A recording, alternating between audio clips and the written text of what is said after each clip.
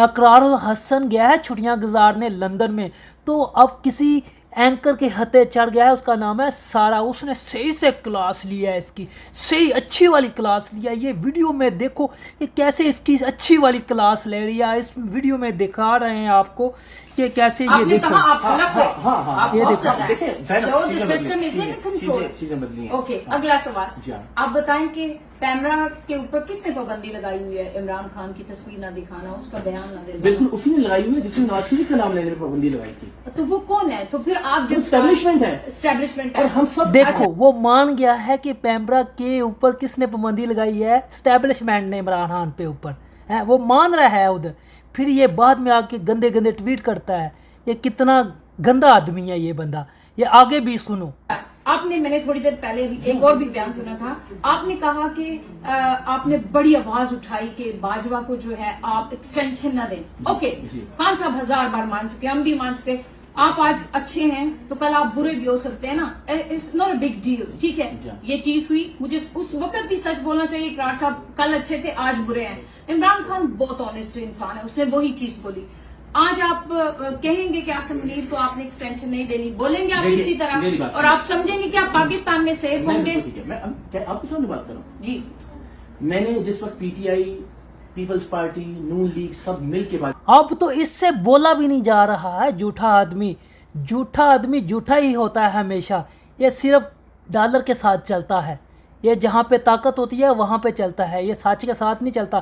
پاکستان میں اتنا ظلم ہو رہا ہے، یہ ابھی تک بولا نہیں ہے ظلم کے خلاف. یہ جہاں پہ اس کو ڈالر ملتا ہے صرف وہیں پہ بولتا ہے، یہ ظلم کے خلاف نہیں بولتا. آگے بھی سنو. ایکسٹینشن دے رہے تھے. Probably I was the only one جس نے کہا کہ ایکسٹینشن نہیں ہونی چاہیے. ایک اصول ہے کہ پاک فوج کے سربراہ نیچے بہت سارے شاندار آفیسر ہوتے ہیں، ان کا رستہ رکتا ہے الٹیمیٹلی. آپ نے تو میں نے اس ایکسٹینشن کے خلاف بات کی. اصول یہ ہے کہ کسی بھی آرمی چیف کو ایکسٹینشن نہیں ملنی چاہیے. یہ اصول میں نے خان صاحب کے دور حکومت میں بھی کہا تھا.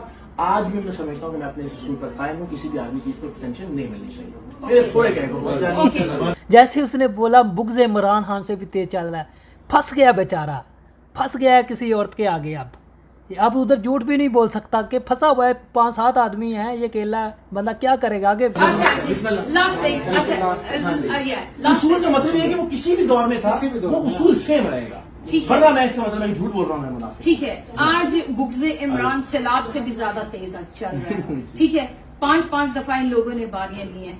آپ کو میں نے کبھی اتنا اگریسو ان کے اگینسٹ نہیں دیکھا، ابھی بھی نہیں دیکھا. پاکستان میں سیلاب آنے والا ہے اتنا بڑا، گلگت میں آ رہا ہے، کے پی میں آ رہا ہے، سندھ میں آ رہا ہے، پنجاب میں آ رہا ہے.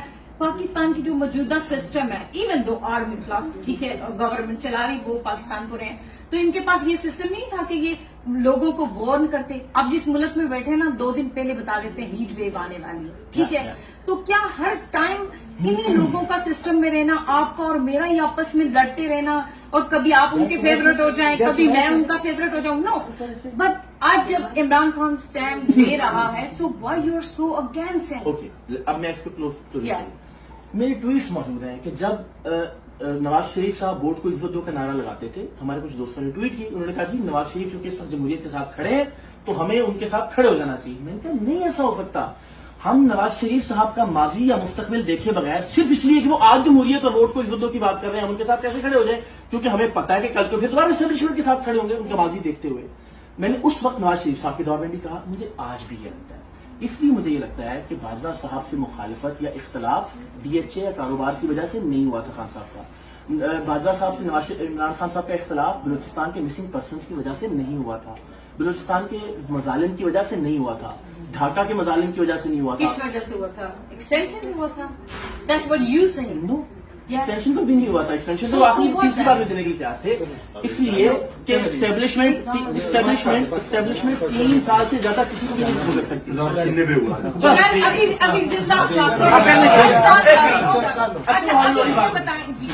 بتائیں کہ یہ جو ابھی اسٹیبلشمنٹ جن کو چوری کے مینڈیٹ سے لائی ہے، تو یہ کیا ملک چلانے کے قابل ہیں یہ لوگ؟ یہ نہیں ہے.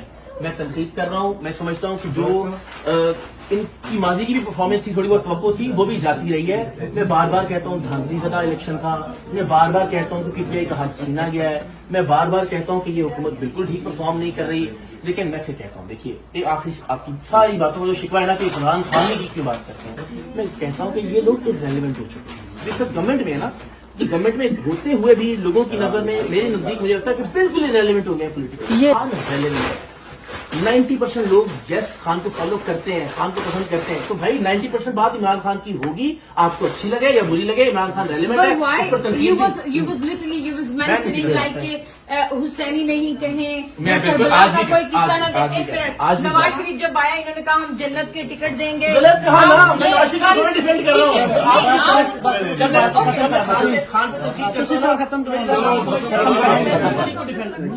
देखो बंदा खुद मान रहा है कि इमरान खान को 90% लोग फॉलो करते हैं, तो फिर भी ये बकवास घटिया करता है, पीछे से ट्वीट करता है। अब ये बाद में फिर ये ट्वीट करने लग पाया गंदे गंदे कि इमरान खान ये होगा वो होगा।